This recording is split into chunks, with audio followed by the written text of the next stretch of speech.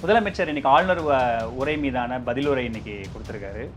Action, reaction, emotion, ஸ்டோரின்னு ஒரு complete ஒரு entertainment பேக்கேஜாக இருந்தது அப்படின்னு தாவேகாவினர் சமூக வலைதளங்களில் கொண்டாடிக்கிட்டு இருக்காங்க.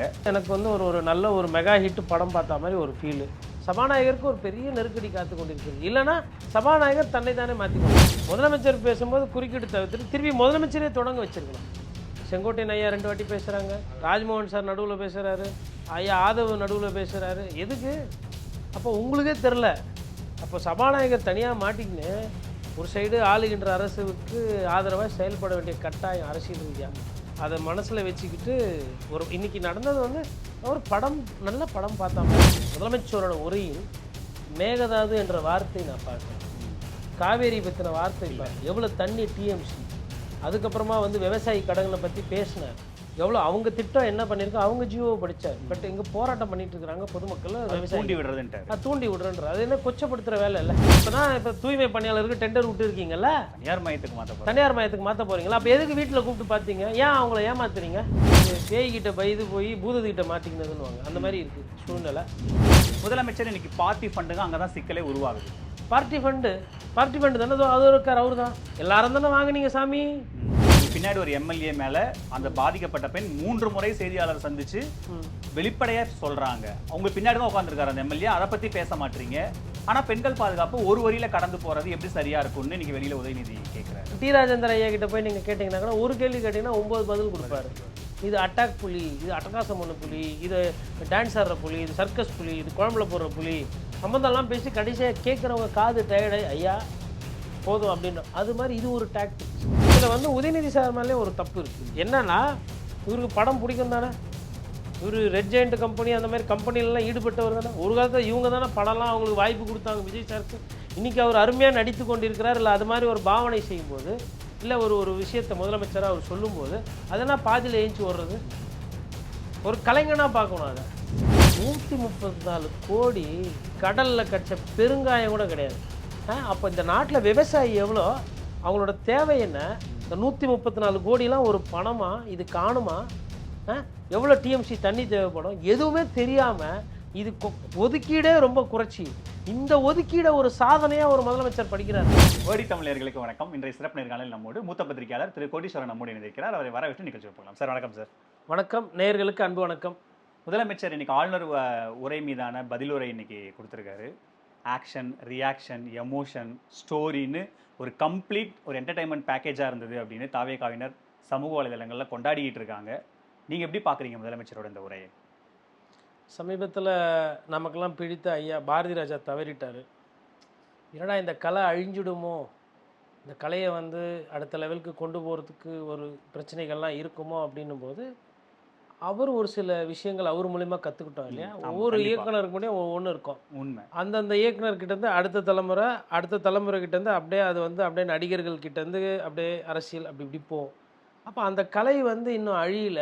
இந்த கலை, இந்த திரைக்கதை மூலிமா வந்த அந்த கதை, இந்த கலாச்சாரம், அந்த கலை வந்து நல்ல நீரோட்டமாக இருக்கும். இன்னும் பல ஆண்டுகள் வந்து இந்த திரை கவர்ச்சி என்ற கலை வந்து நல்ல தலைத்து சிறப்பாக இருக்குன்ற மாதிரி ஒரு நம்பிக்கை வந்தது எனக்கு.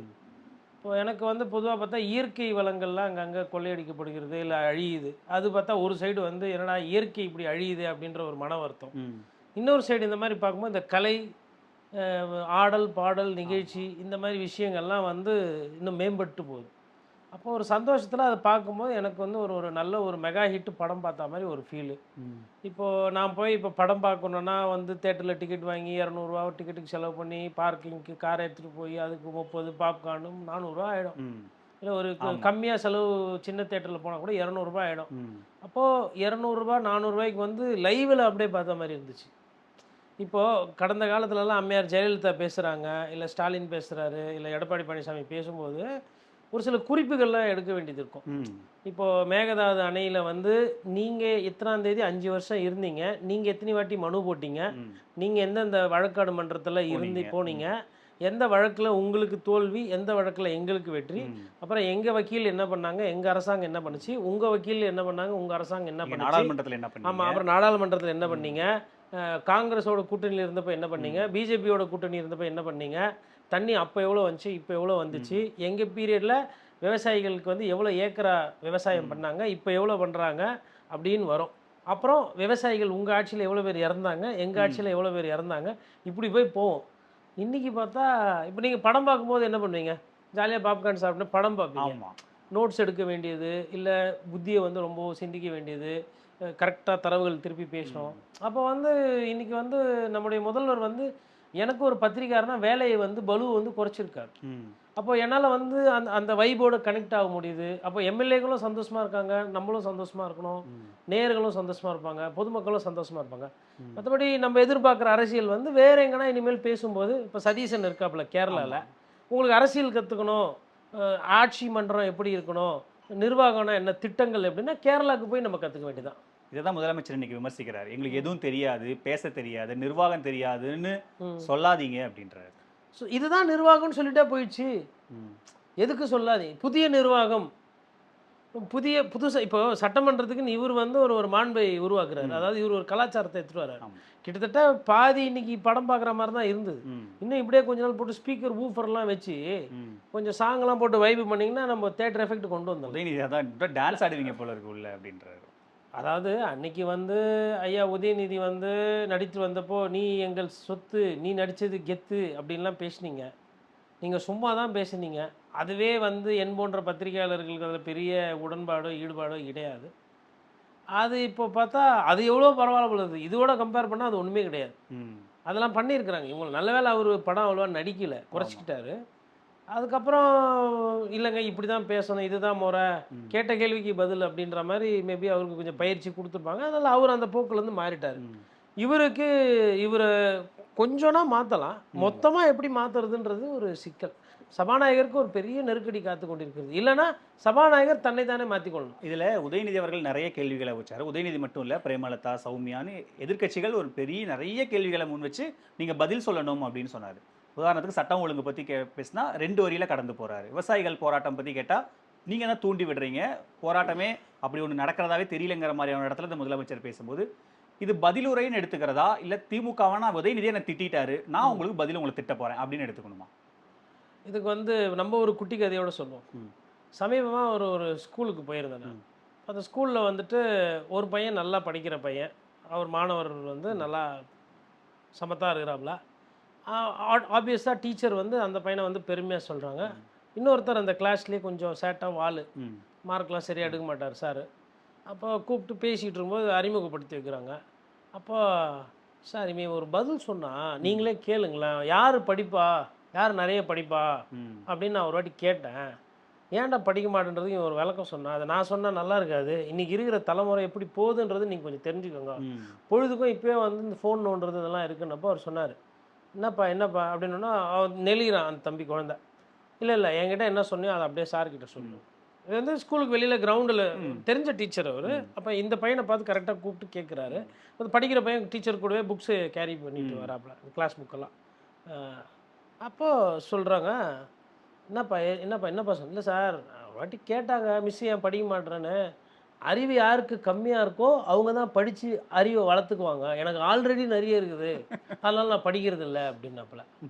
அப்போது அது டீச்சரு எனக்கு நீங்கள் சிரிச்சா மாதிரி சிரிச்சிட்டேன்.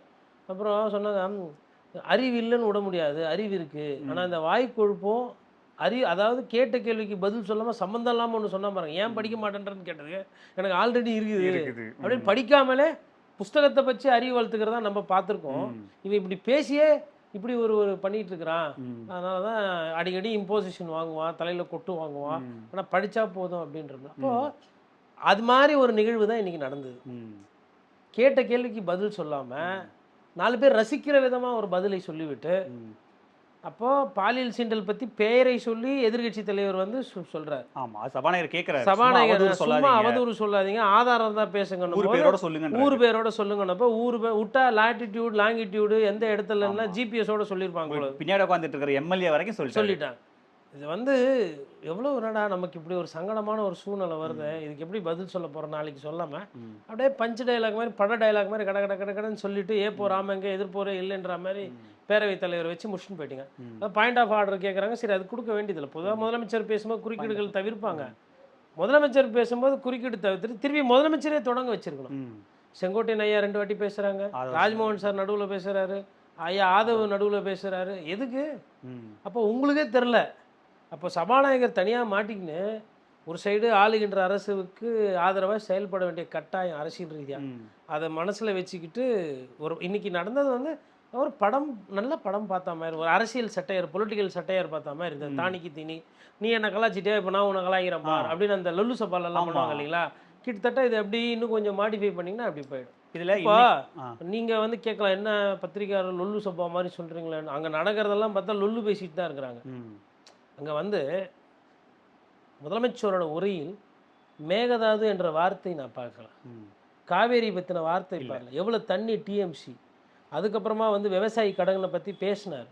எவ்வளோ அவங்க திட்டம் என்ன பண்ணியிருக்கோம், அவங்க ஜியோவை படித்தார். பட் இங்கே போராட்டம் பண்ணிட்டு இருக்கிறாங்க பொதுமக்கள், அது விவசாயி தூண்டி விடுறதுன்ட்டாரு. தூண்டி விடுறன்ற. அது என்ன கொச்சப்படுத்துகிற வேலை இல்லை. ம். சரி, இப்போ வந்து நீங்கள் கூட ஒரு சில போராட்டம்லாம் பண்ணாங்க. அப்போ உங்களை யார் தூண்டி விட்டது? ம். இப்போ உங்களை ஆதவ் வந்து அவரோட ஆசைக்காக தூண்டி விட்டு தான் உங்களை பேச வச்சாரு. ம். அவருக்கு லாட்ரி வியாபாரம் இன்னும் பெருசாக நடக்கணும், அவருக்கு சட்ட ஒழுங்கு பாதுகாப்பு வேணும், அவருக்கு வந்து அமலாக்கத்துறையை யாரும் கைது செய்யக்கூடாது, அதற்கு வந்து ஒரு அரசியல் பின்னணி வேணும். ம். அதனால தான் இந்த ஒட்டுமொத்த ஆதவர்ஷனா அவர்கள் குடும்பம் வந்து உங்களை தூண்டி விட்டு ம். அரசியலில் உங்களை கொண்டு வந்ததுன்னு சொன்னால் நீங்கள் ஏற்றுக்குருவீங்களா? ம். சொல்லலாம் இல்லையா சொல்லலாம். இந்த வார்த்தையா? கண்டிப்பா. இன்னொன்று, அவர் சொல்கிறதுக்கு வந்து கோர்வை கிடையாது. ம். யார் எந்த அமைச்சர், முன்னாள் அமைச்சர், எந்த கட்சியில் இருக்கிறவங்க போய் சொன்னாங்கல்ல, கொள்கை ரீதியாக விவசாயிகள்ன்ற மாதிரி பேசுகிறாங்க.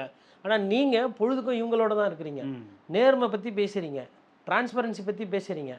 உங்கள் கூட இருக்கிற ஆட்கள் மீது எவ்வளோ மீது மேலே என்னென்ன கேஸ் இருக்குது? அதிகமான கேஸ் இருக்கிறவங்க தாவேக்கா எம்எல்ஏ. ம்.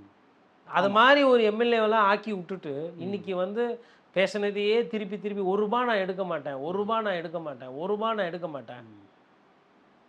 45 நாளில் தெரியாது ஒரு ரூபாய் எடுக்கிறீங்களா எடுக்கலைன்னா. டெண்டர் விடணும். இப்போ தூய்மை பணியாளருக்கு டெண்டர் விட்டுருக்கீங்கல்ல, தனியார் மையத்துக்கு மாத்த போறாங்க. தனியார் மையத்துக்கு மாற்ற போகிறீங்களா? அப்போ எதுக்கு வீட்டில் கூப்பிட்டு பார்த்தீங்க? ஏன் அவங்கள ஏமாத்துறீங்க? ம். இல்லை, நான் கேட்குறேன், தூய்மை வேலை செய்கிறவங்க யாரும் வசதி கிடையாது. முன்னாடியாவது அந்த ஒரு டிவிஷன், ஒரு வார்டு, ஒரு 4 டிவிஷன் இப்படி இருக்கும். 12 மாநகராட்சின்னு ஒட்டு மொத்தமா இது எப்படி எடுத்துக்கிறது? அங்கே மக்கள் பாவங்க தெரியாது மாற்றோன்னு சொல்லிட்டு ஓட்டு போட்டாங்க. நம்ம பொதுமக்கள் பற்றி பேசல. தூய்மை பணியாளர்கள் எனக்கு தெரியும், தூய்மை பணியாளர்கள் காவலர்களும் நிறைய பேர் ஓட்டு போட்டாங்க, ம். அரசு ஊழியர்கள். போக போக தெரியும் அவங்களுக்கு என்னென்னு. ம். ஏன்னா நடக்கிறதெல்லாம் பார்த்தா யாரும் அவங்களெல்லாம் கூப்பிட்டு என்ன ஏதுன்றது தெரியல. அதாவது பேய்கிட்ட பயந்து போய் பூதத்துக்கிட்ட மாட்டிக்கினதுன்னுவாங்க, அந்த மாதிரி இருக்குது சூழ்நிலை. ம். அவங்கவுங்க இப்போ என்ன நம்ம விதைக்கிறோமோ அதுதானே நமக்கு கிடைக்கும். ம். அதனால் இது இப்படி தான் போகும் 5 வருடம். இதுல முக்கியமா இன்னொன்னு, சட்டப்பேரவையில நிறைய விஷயங்களை போற போக்குல பேசி நேற்று ஆதவர்ஜுனா திமுகவினர் 2 வயது குழந்தையை கற்பழிச்சாங்க. என்னங்க ஆதாரம்னு கேட்டா நாளைக்கு தரேன் அப்படின்றாரு. முதலமைச்சர் இன்னைக்கு பார்ட்டி ஃபண்டுங்க, அங்கதான் சிக்கலே உருவாகுது. என்னங்க ஆதாரம், யாருக்கு எந்த பார்ட்டின்னு சொல்லுங்கன்னா அதுக்கு பதில் சொல்ல மாட்டாங்க. அது ஆதாரங்கள் இல்லாத போற போக்குல சட்டப்பேரவையில அவை குறிப்புல பதிவாகிற இந்த போக்கு எப்படி எடுத்துக்கிறது? இந்த 2 வயது சிறுமியை கற்பழிக்கப்பட்டதா சொன்னது வந்து அது திமுகவோட ஒப்பீடு வந்து அதற்கு எனக்கு தெரிஞ்ச ஆதாரம் இருக்கிற மாதிரி தெரியல. ம். அதை நல்ல குணமாக வந்து ஐயா பேரவைத் தலைவர் அங்கேயே வந்து ஆதாரம் இருந்தால் பேசுங்க, இல்லைன்னு சொல்லிட்டு அதை அவை குறிப்பிலேருந்து நீக்கிட்டாரு. அவர் அதாவது அவருக்குள்ள அந்த கண்ணியவான் வந்து என்ன பண்ணுறதுன்னு தெரியல. அவருக்குள்ள ஓகே ஒரு ஒரு ஒரு தேவன் இருக்கிறார், அவருக்குள்ள ஒரு சாத்தான் ஒழிஞ்சு இருக்குது. இந்த சைடு பார்த்தா சாத்தான் இப்படி வலிக்குது, இந்த சைடு பார்த்தா தேவ தூதன் வந்து வலிக்கிறாப்புல, லெஃப்ட் ஒலிக்குது, ரைட்டு ஒலிக்குது. ஐயோ ஆண்டவா கர்த்தா அப்படின்ற நிலைமை இருக்குது அவர்கிட்ட. மைண்ட் வாய்ஸ் கேட்டிங்கன்னா அதுதான் இருக்கும். ஒரு கையில் வந்து பைபிளையும் இன்னொரு கையில் சுகர் மாத்திரை, பிபி மாத்திரையும் வச்சுக்கிட்டு ஒரு பாவம் வரணும் பொழுது அவர் நிலைமை அப்படி.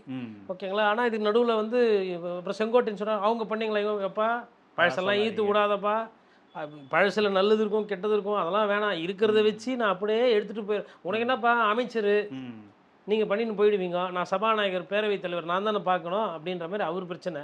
அதெல்லாம் நடந்தாலும் கூட அதுக்கு தரவு இல்லை. இன்னொன்று சொன்னார் இல்லைங்களா, அதாவது வந்து பார்ட்டி ஃபண்டு, அதுக்கு எதுக்கு அவ்வளோ சண்டை போடணும்? எதிரில் தான் அப்படி பார்த்தா ஐயா ஆதவ் சார் இருக்கார்ல, பார்ட்டி ஃபண்டு தானே அது இருக்கார், அவர் தான் எல்லாரும் தானே வாங்கினீங்க சாமி. லாட்ரி பணத்தை ஒரு கட்சியாக வாங்கினீங்க, பிஜேபி வாங்கினீங்க, அதிமுக வாங்கினீங்க, திமுக வாங்கினீங்க, விசிகா வாங்கினீங்க, தாவேக்கா அதில் தான் ஓடுது. இப்போ ராமர் பிள்ளை பெட்ரோலை கண்டுபிடித்தப்போ பெட்ரோலில் தான் இவர் வண்டி ஓடுதா அப்படின்லாம் கேட்பாங்க. அவர் கண்டுபிடிச்ச பெட்ரோலில் தான் ஓடுதா அவர் வண்டி அப்படின்னு, மூலிகை பெட்ரோலில். அது மாதிரி பார்ட்டி ஃபண்டு இப்போ எதில் ஓடுது? தாவேக்கா எது யார் இயக்குறது? லீமா ரோஸ் என்ன சொன்னாங்க? அதிமுகவும் தாவேக்காவும் பேசி கொண்டிருக்கிறேன்னாங்க. வேற யாருன்னா அதிமுக தலைவர் அப்படி சொன்னாங்களா? அப்போது ஒன்று வந்து பிரான்ச் ஆஃபீஸு, ஒன்று மெயின் ஆஃபீஸு. ம். இப்போ பார்ட்டி ஃபண்ட் யாருமே வாங்கலையா லாட்ரி அவருக்கு மாட்டின அவங்க ஃபேமிலிலையோ இல்லை அவங்க கூட கம்பெனிலேருந்து வாங்கலையா? வெளிப்படையாவே கோர்ட்டே வெளியிட்டுருச்சு. தெரியாத மாதிரி நடிக்கிறீங்க அப்படியே எல்லா எம்எல்ஏவும் சேர்ந்து ம். பார்ட்டி ஃபண்டா ஐயோ அப்படின்னா என்ன? ம். அப்படின்னா என்ன? ஊராமுட்டு காசுல நல்லா வளர்கிற ஒரு பெரும் முதலாளிகிட்ட இருந்து அவங்க பண்ணுறதெல்லாம் பண்ணட்டும், நாடு நாசமாக போனாலும் பரவாயில்ல, நான் எலக்டோரலில் பாண்டில் வாங்கிக்குவேன், ஒயிட்டில் வாங்கிக்குவேன், பிளாக்ல வாங்கிக்குவேன் வாங்குறதா பார்ட்டி ஃபண்டு. என்னமோ டாஸ்மாகில் ஒண்டி தான் ஐயா செந்தில் பாலாஜி ஒண்டி நீங்கள் கார்னர் பண்ணணும்னு கிடையாது. ம். ஐயா செந்தில் பாலாஜியை கை நீட்டுவதற்கு முன்னாடி உங்களை பார்த்து 3 விரல் நீட்டுது. ஐயா ஆதவர்ஜுன செந்தில் பாலாஜியோட பன்மடங்கு பணக்காரர், பன்மடங்கு செல்வந்தர். இவர் வந்து அமைச்சர் ஆகிறதுக்கு முன்னாடியே இடி கேஸ் வாங்கியிருக்காரு. அவர் அமைச்சர் ஆகி தான் இடி கேஸ் வாங்கினாரு. யார் அப்போ பெரிய பிளேயரு? ம். அவர் இவர் வித்தேன்னு வரும்போது இவர் ஸ்டேஜ் எல்லாம் ஏறி ஈறி சாம்பியன் யார்? செந்தில் பாலாஜி. அவர் காலில் சலங்கை கட்டின உடனே வித்தகாரரு. ம். அமலாக்கத்துறை வந்துச்சு. இப்போ இன்னும் ஒரு 3 வருஷம் அவருக்கு இருக்க விட்டிங்கன்னா இதை விட மேலே ம். நிறைய கேஸ் வாங்குவார். அந்த அந்த வல்லமை இருக்குது அவர்கிட்ட. அவரு கிட்டத்தட்ட முதலமைச்சர் வந்து இந்த லியோ படத்துல சொல்லுவாரு, சும்மா லியோ பார்க்கணும் லியோ பார்க்கணும்னா அப்படின்னு ஒரு நிறைய. அதே மாதிரி இன்னைக்கு பேச மாட்டேன்னா 5 நிமிஷம் தான் பேசுவேன், என்ன நடந்தது ஆட்டங்கானதை பார்த்தீங்களேன்னு திரும்பவும் அவர் அதே தான் பேசுறாரு. பேச மாட்டேன்னு சொல்றீங்க, பேசினா இதெல்லாம் தான் நடக்கும் பரவாயில்லையான்னு கேட்குறாரு. அவங்க அவருக்கு வந்து அந்த பேசுகிற தன்மை, அந்த நடிப்பு தன்மைலாம் அபாரம், சூப்பராக வருது. எதிரி கூட பார்த்து அதை ரசிப்பாங்க. அந்த அளவுக்கு அவருக்கு வந்து டைலாக் டெலிவரி. ஆமாம், டைலாக் டெலிவரி கவர்ச்சி இருக்கு. அரசியல் ரீதியாக கேள்வி கேட்டால் அவர் சாங் மோடுக்கு போகிறாரு. இந்த படத்தில் வந்து பார்த்தீங்கன்னா இவர் வந்து ஒரு படத்தில் வந்து இதற்கு தானே ஆசைப்பட்ட பாலகுமாரா அவன் இல்லை குமாரா, அது என்ன படம் ஞாபகம் இல்லை. அதில் வந்துட்டு டேய் எனக்கு சுகரா இவன் நான் சாங்கு போகிறேன் அப்படின்ற மாதிரி, எனக்கு உன்னால் முடியல பஞ்சாயத்துக்கு போயினா அவரு திருப்பி விஜய் சேதுபதி எப்படி காலாட்டுவார், இது பண்ணுவார், காலரை இப்படி பண்ணுவார், அண்ணாச்சி குமுதா ஹாப்பி அண்ணாச்சி அப்படின்னுவார். அது மாதிரி இவர் என்ன பண்ணுறாரு, எப்பா சட்டம் ஒழுங்கு பிரச்சனை, விவசாயி போராட்டம், கரண்ட் வரல, அவங்கவுங்க தூங்க மாட்டேன்றாங்க, நைட்டு பள்ளிக்கூடத்துலலாம் போயிட்டு உங்கள் ஃபோட்டோவை போட்டு எல்லாமே சினிமா முகமாக போகுது, இதுனா பள்ளிக்கூடமா இல்லை இது சினிமா கொட்டகையா அப்படின்றது கேள்வி.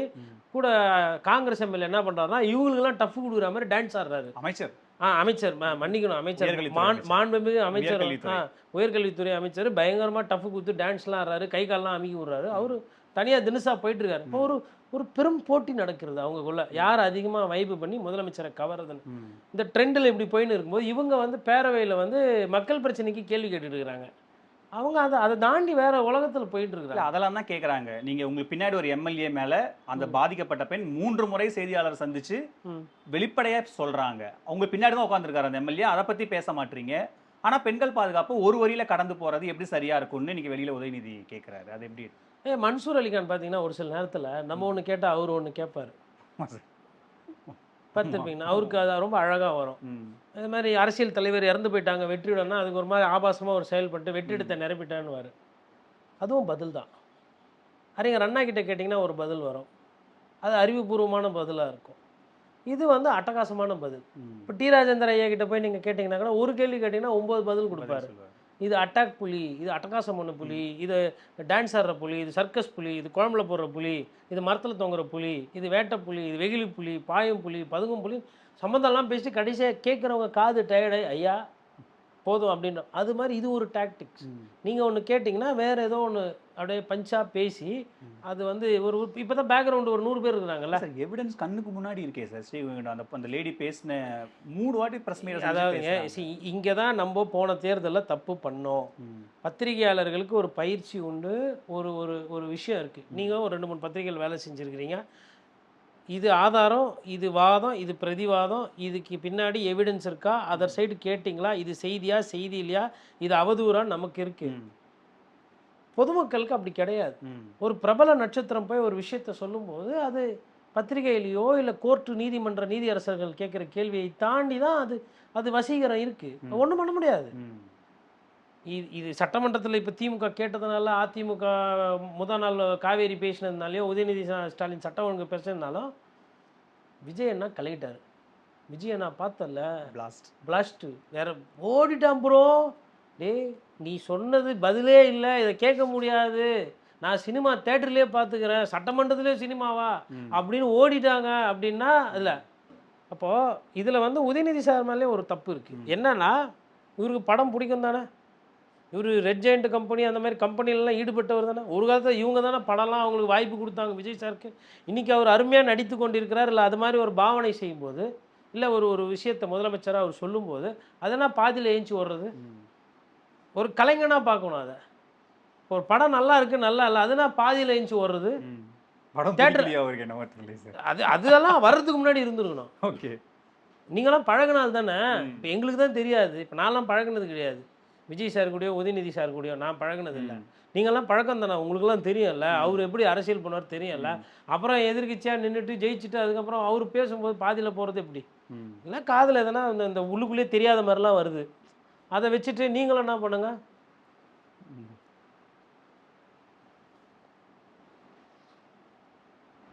சத்தமே இல்லாமல் பண்ணலாம்ல. இது ஏன் ரிப்பீட்டு 30 செகண்டு இப்படியே பண்ணால் ஒரு 2 மணி நேரம் ஆகிடும். அப்புறமா ஏஞ்சிட்டு தண்ணி அப்படின்னு கேட்டால் தண்ணி எடுத்துகிட்டு வந்து கொடுப்பாங்க கிளாஸில். தண்ணியை குடிச்சிட்டு அப்புறம் இல்லை தண்ணி திருப்பி கேட்டால் இல்லை கேன்சல் அப்படின்னு. இந்த டீ கடையிலலாம் பார்த்தீங்கன்னா ஒருத்தர் வெள்ளை சொல்லியமாக வந்து உட்காராரு, பேப்பர் படிக்கிற மாதிரி பண்ணுவார். மாஸ்டர் டீ கேன்சல் அப்படின்னு சொல்லிட்டு திருப்பி போயிடுவார்ல. அந்த மாதிரி போகணும், அவ்வளோதான். இதெல்லாம் நீங்கள் வாதம்லாம் பண்ணி என்ன ராஜாஜி, காமராஜர், அண்ணா, அதுக்கப்புறமா வந்து கக்குன்னு இல்லாமல் உட்காந்துக்கிறாங்க உள்ள. சாராய வியாபாரம், காலேஜுக்கு அதிகமாக ஃபீஸ் வாங்குறவங்க, லாட்டரி டிக்கெட் விற்கிறவங்க, எல்லா கட்சியும் சேர்த்து தான் சொல்கிறேன். ரியல் எஸ்டேட்டு, டபுள் டாக்குமெண்டேஷனு, வைன் ஷாப்பில் போய் காசு வாங்குறது, பீர் அடிச்சுட்டு குடிச்சிட்டு ரோட்டில் ஆடுறது, அதுக்கப்புறமா வந்து அப்படி போடு இப்படி போடு அந்த மாதிரி கருத்து பாடல்கள்லாம் ஆடக்கூடிய வல்லமை படைத்த வல்லுநர்கள் இப்படி இருக்கிறாங்க. இதில் போயிட்டு வாதம் பிரதிவாதம்லாம் வந்து ஐயா உதயநிதி கோச்சிக்கிறது நம்ம என்ன பண்ண முடியும்? ஆனால் என்ன இருக்கோ அதானே வரும். நீங்கள் முக்கியமாக இந்த கரூர் விவகாரம் தொடர்பாக நிறைய விஷயங்களை தொட்டு நிறைய நேர்காணல் பேசியிருக்கீங்க. இன்னைக்கு திரும்பவும் அதே சேம் டைலாக் வார்த்தை மாறாமல் எம்எல்ஏ தூக்கி பழிய போடுறீங்க அப்படின்னு படம் மனப்படம் ஆகி போச்சு டைலாக்கு. இப்போ நீங்கள் கரூரை பற்றி என்கிட்ட கேட்டிங்கன்னா ஒரு மையக்கருவில் கரெக்டாக இருப்போம். இது தப்பு, இது விஜய் சார் வந்தது லேட் ஆயிடுச்சு, முதலமைச்சர் வந்து இன்னும் போய் பார்க்கல அப்படின்ற அந்த ஃபேக்சுவலாக இருக்கும். போய் பார்க்கல அது ஃபேக்சுவலாக வந்து நம்ம சொல்லுவோம். ஆனால் இப்போ அதை வந்து யாருக்கு பேசிடணும்? வெளியில் வந்துட்டு ஒரு அதை இன்னைக்கு வந்து பவர் பேக்டாக வந்து இன்னும் கொஞ்சம் இன்னைக்கு பண்ண முடியாது. ஏன்னா இன்னைக்கு வந்து முதலமைச்சரோட வாதம் சரிங்க. அவையில் என்ன ஒரு பிரச்சனைனா பொதுக்கூட்டத்தில் பேசுகிற மாதிரி பேச முடியாது. இல்லை கிட்டத்தட்ட இது அப்படிதான் அவங்க பேசலாம், ஆளுகின்ற கட்சி பேசலாம். ஏன்னா அது வந்து பேரவைத் தலைவர் அது அலோவ் பண்ணிடுவார். இப்போ இன்னைக்கு விஜய் சார் வந்து ஒரு சில குற்றச்சாட்டுலாம் சொன்னார், ஊழல்லாம் இருக்குது, அடுக்கடுக்காக ஊழல். நான் என்ன சொல்றேன்னா, எதனா ஒரு துறையில் நடந்த ஒரு ஊழலை இன்னைக்கு கோடிட்டு காமிச்சு இது வழக்கு பதியப்பட்டிருக்கிறோம், இது விசாரணை. ஒன்றும் இல்லை, கரூரில் போலீஸ் போய் விசாரிச்சாங்க இல்லையா, செந்தில் பாலாஜி அவர்களோட அந்த அலுவலகம் வீடு. எதுக்கு போனீங்க, என்ன யாருன்னா சொன்னாங்களா? இது வரலாம் எதுவுமே சொல்லல. செந்தில் பாலாஜி அவர்கள் வீட்டுக்கு போலீஸ் போச்சு, இது அபாண்டம், இது அத்துமீறல், அவங்க தம்பியை தேடுறாங்க. நான் வந்து அதெல்லாம் வந்து ஒரு பத்திரிக்கையாருன்னா அதெல்லாம் நான் சொல்ல மாறி ரைடு பண்ணிக்கோங்க கேஸ் எதுக்கு பண்ணீங்கன்றதாச்சும் குறைந்தபட்சம் வெளியில் வரனால. இப்போ பாருங்க, இன்னைக்கு பேசிட்டாரு முதலமைச்சர், பேசிட்டு சாங்கு மாதிரி அப்படியே இருந்தது, அப்படியே போய்டா இதோட 1 மாதம் லீவு. அவர் எந்த அளவுக்கு அவரோட புரிதல் இருக்குன்னா, 134 கோடி விவசாயிகளுக்கு கொடுத்துருக்கு. இந்த தண்ணி பிரச்சனை இல்லாதப்போ அவங்களுக்கு வந்து போதிய அளவுக்கு கொடுத்துருக்குன்றாங்க. அதில் கிட்டத்தட்ட 60லேருந்து 70 கோடி வந்து இந்த ஆகாய தாமரை இது கிளியர் பண்ணுறதுக்கும், ஃப்ளோட்டிங் இதுக்கும், இந்த கெனாலை தூர்வாடுறதுக்கும், அதுக்கு மிச்சம் வந்து விவசாயிகளுக்கு கொஞ்சம் கொஞ்சமாக போகும். இது வந்து கிட்டத்தட்ட ஒரு 10 மாவட்டத்துக்கு அந்த பணம் போகும் பிரிஞ்சு. அதில் மெயின் 8 மாவட்டம், மிச்சம்லாம் லைட்டாக இருக்கும்.